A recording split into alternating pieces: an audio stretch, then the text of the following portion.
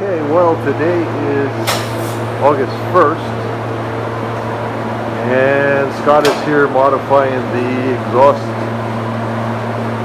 so that the flanges line up like they should.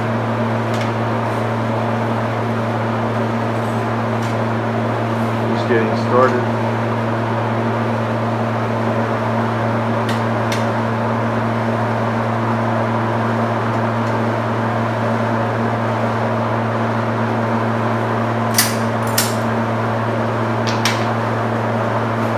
He needs to make that little piece. He cut about a 3-inch piece off. He's got to make the little piece he's adding on a 1/4 inch longer than the piece he cut off. The other thing I can show you is I got the permanent lower hose. I don't know how well you can see it up there. Not that well. There, the permanent lower hose I picked up at the auto parts place yesterday. We picked the hose out of the catalog and it looks like it worked perfect. I cut about 1 inch off of one end. That's all I had to do.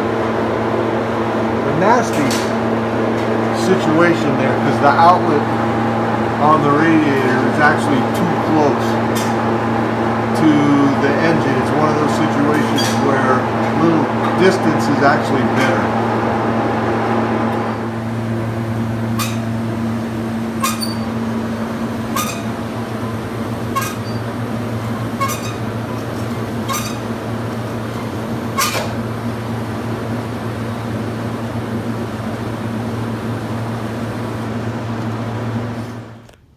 Hello there. Welcome back to Blue Heinz Garage. You see a few things have changed. The time machine's back up in the air on lift. And this guy's back over here. See, we put the permanent wheels on it. I don't have the trim rings and the caps on yet because just trying to protect them a little longer. I've made some decent progress this week. Some things aren't giving up, I have to say. You see, the bracket showed up that goes with this cable, this kick down cable. Guess what? It still doesn't work like it's supposed to. I've got the cable as short as I can make it, and it is still about 5/8 of an inch too long when the throttle's all the way open. It's short of pulling the cable. I can't shorten the cable anymore, and the cable's got 5/8 of an inch sticking out past the linkage. And guess what else? How to remove the transmission drain pan, or the transmission pan. Because what we found was the little linkage inside the transmission that this cable pulls on, the kick down linkage. Remember I told you Scott put a drain in that pan? Well, guess what? Right where he put the drain, the little linkage is getting hung up on the drain. When the linkage is relaxed, it wants to catch in the drain somewhere or another. I don't know exactly. I got to put the pan back up there with the drain, with the plug out, and see where the little piece is catching. Because we went to put the cable on, you got to pull the piece inside the transmission case. You got to pull it out enough to hook this cable, the kick down cable, to it. Well, it wouldn't move. It wouldn't pull out of the case.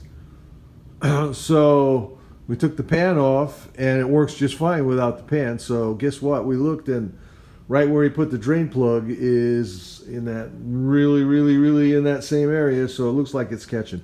I haven't taken the plug out and put it up there yet, but I'm quite sure that's what's happening. We're probably going to have to relieve the inside of that bung that we put in so that thing doesn't catch in there. But at any rate, the new cable doesn't work like it should anyway. So what I think we're going to do is probably modify this. We're going to shorten this probably 5/8 of an inch so that when this is all the way open, which is not there, that's all the way open now, but the cable goes past that. The cable goes 5/8 of an inch past that. All right, so anyway, that's where that is. You see we're starting to put the wires on. Got that much done. We got to make up the ends here. And we're going to do something here. Remember these little things that the old spark plug wires used to fasten to on their way to the old wires went down and underneath, come up under the header. And they had heat shields and everything on those.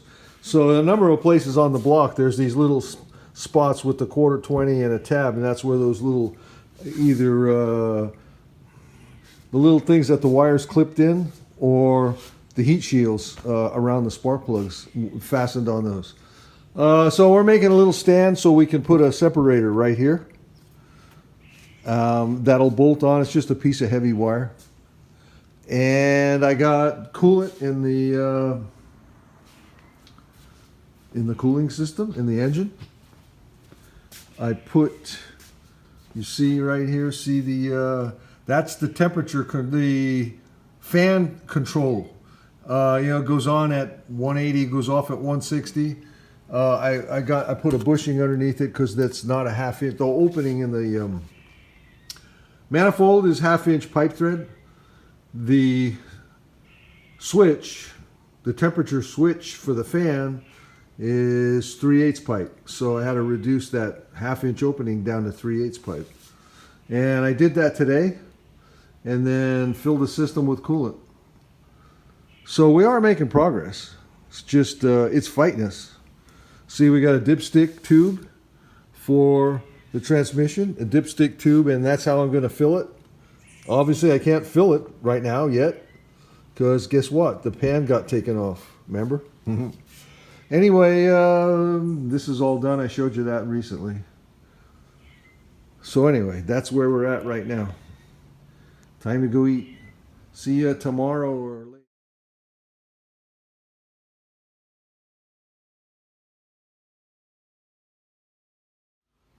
I forgot to show you this yesterday. On the 16th, we're going to have a small group of guys here that are friends of Scott's, car guys that are friends of Scott's. Yeah. And he wanted to get this put back in the time machine prior to when they're coming. And we're running out of time, obviously. He's been spending quite a bit of time on the Model A here on Old Hank instead of this, so I figured I'd help along as much as I could. I got this transmission installed here on the engine yesterday to try and save a little time while he's at work. Anyway, so we're like that step ahead because he wants to put this in the car, get the clutch linkage attached to it. He wants to do a little grinding on the firewall because once the motor's in, that's not accessible. But here we go. Okay, well, I didn't show you the mechanics, the motions, but the engine's in and the transmission's in. Manifold's back on the engine. You got to remove the manifold to put the little lift plate on the valley. Headers are on. See here and here. There's the transmission. The only thing that's got to happen is that, oh, maybe that's why it was a 6. That's a long drive shaft, isn't it? Yes, it is. Wow. So drive shaft is next. How close are these? Pretty close. And this, made a decision on this too.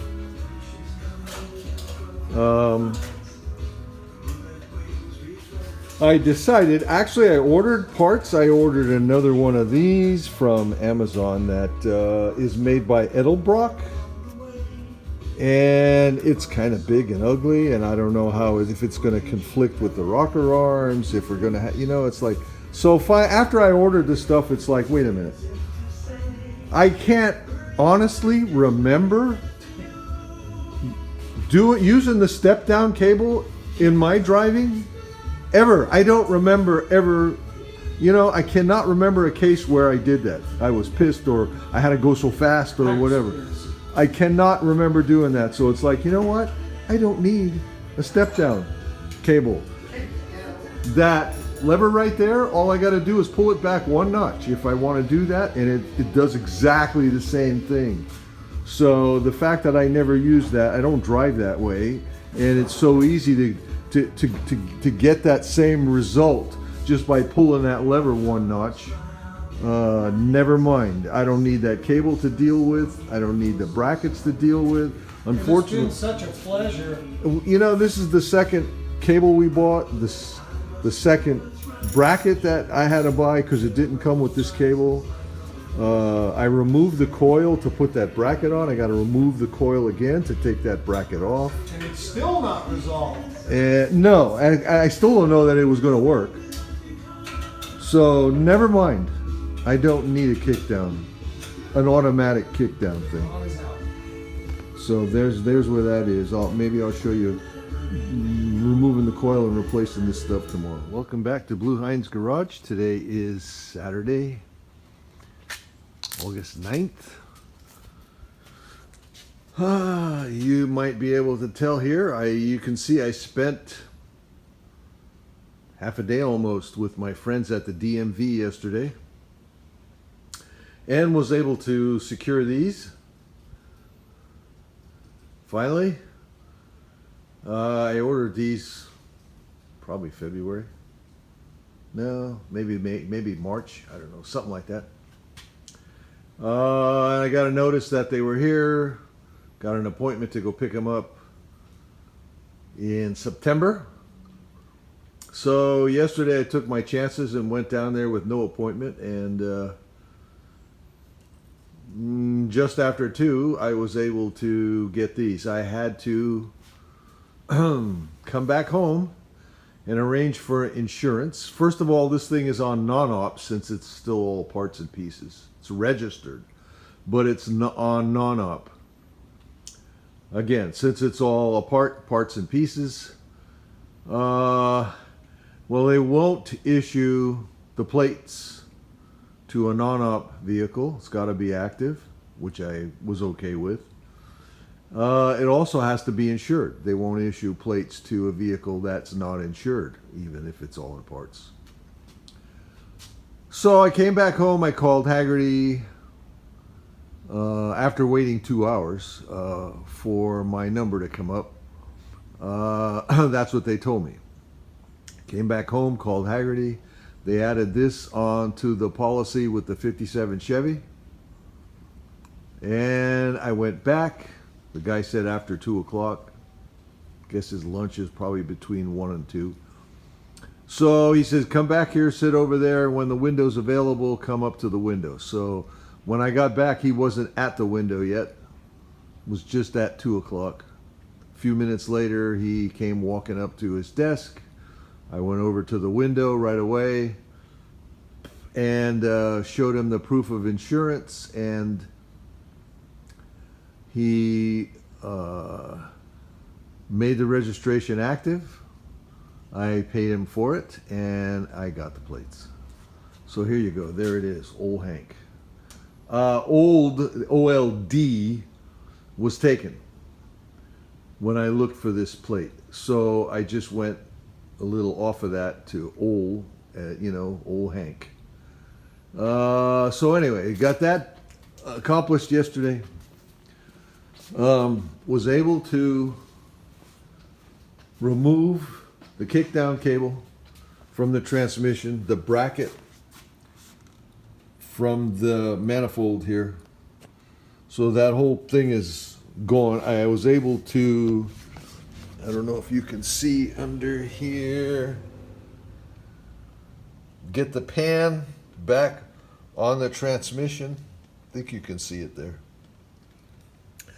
And it currently has 4 quarts of tranny fluid in it. I was able to pour down the dipstick tube there, the fill tube. Where is it? Over there. So let me see if I can, I don't know if I can show you. It's kind of dark down there. The transmission case where the tube goes,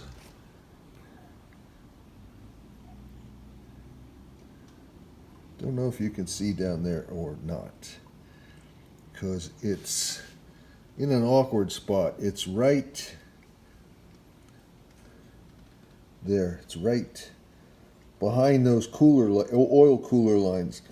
There's a little piece sticking up. I had an extra housing at this point, so I cut off the first 3 inches, 4 inches of it, where it's a little, the part that goes into the case, so it closes off the opening in the case, and it's got a place where you bolt that piece down. I put that piece there with a little one of those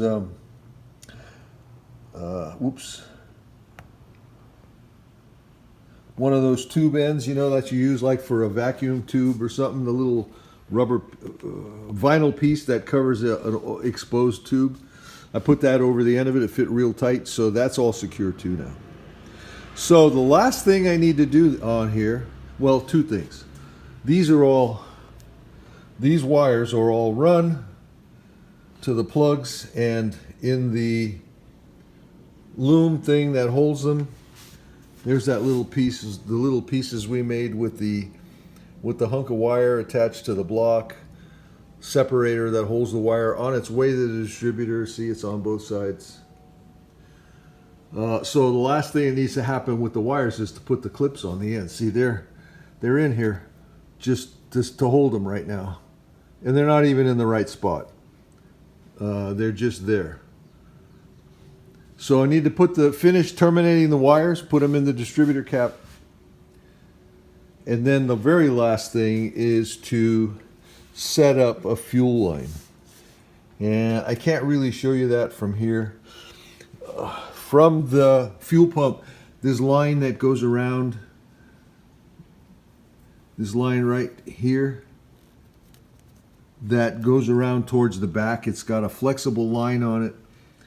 A flexible, braided stainless. Where am I looking here? Man, there isn't enough light here to see anything. There's a braided stainless line that goes, there it is, right, where are we? Right here. There's a braided stainless line that goes over to the frame. And then from that, it goes back to the selector switch that picks which tank you're going to suck fuel out of. We're going to separate that hose from the hard line that goes to the selector. Don't know.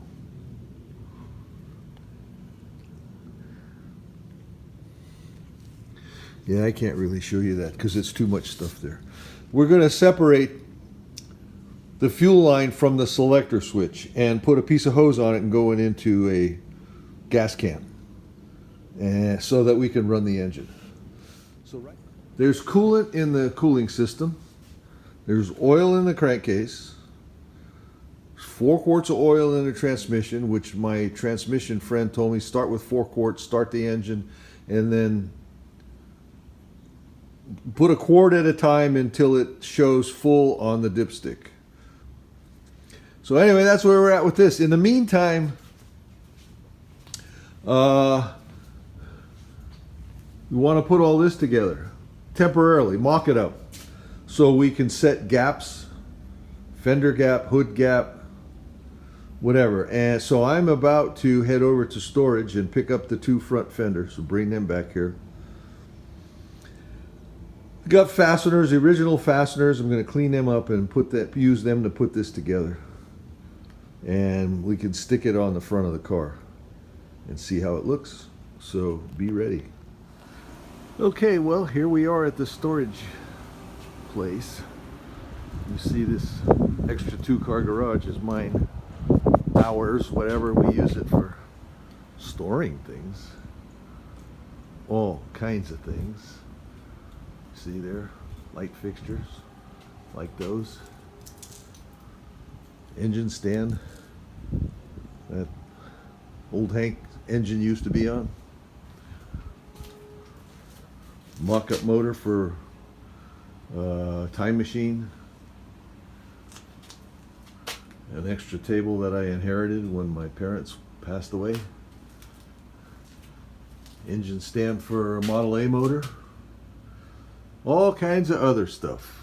You see here, this is lots and lots of extra 57 Chevy parts, mostly, but other stuff too. Paint, leftovers, old computers, tires. There's a fender, that's what I'm here for. There's another one, that's what I'm here for. Let's get going. Okay, well, fenders are in the truck. One day maybe we'll be working on this. Not for probably a year, but maybe we'll be working on this. Anyway, that's another story. Let's go see if we can get this front clip assembled.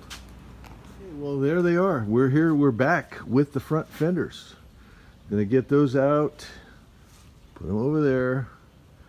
And I got a bunch of old hardware for front end fasteners. I'm going to clean those up and start assembling this. Hello there. Good morning. It is Sunday, August 17th. This is how this building was intended to look for a change. Notice it's filled with real cars. And some almost cars. Had a little gearhead gathering here yesterday. A few friends wanted to see the progress on the projects. It was fun. Yesterday afternoon, actually, there was, let's see, 4, 6, 7, I think there was 7 or 8 of us here, counting plus the ladies. My wife very kindly made a nice pasta lunch. Scott's wife helped. She made some stuff too. They both got together and made a real nice meal for us all. Everybody was happy. My granddaughter Haley and her husband were here, so it was a real nice event.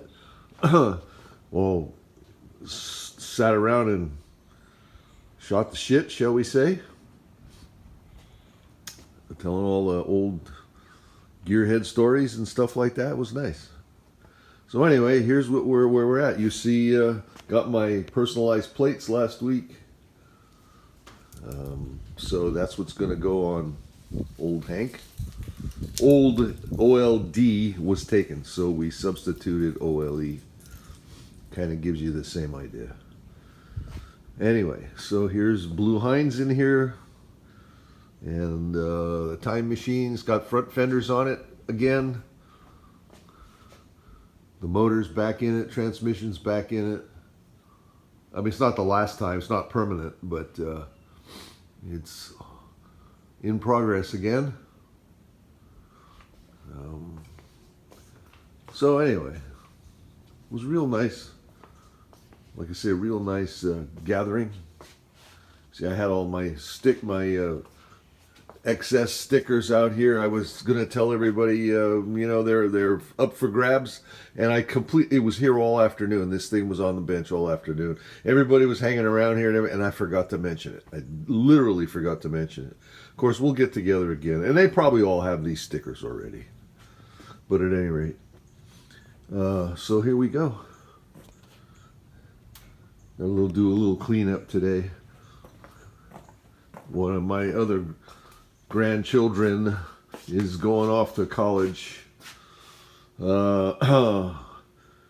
this coming week, so we're going out to lunch with him and his parents later today. So anyway, that's the weekend for us this weekend, which is nice change. Anyway, talk at you later.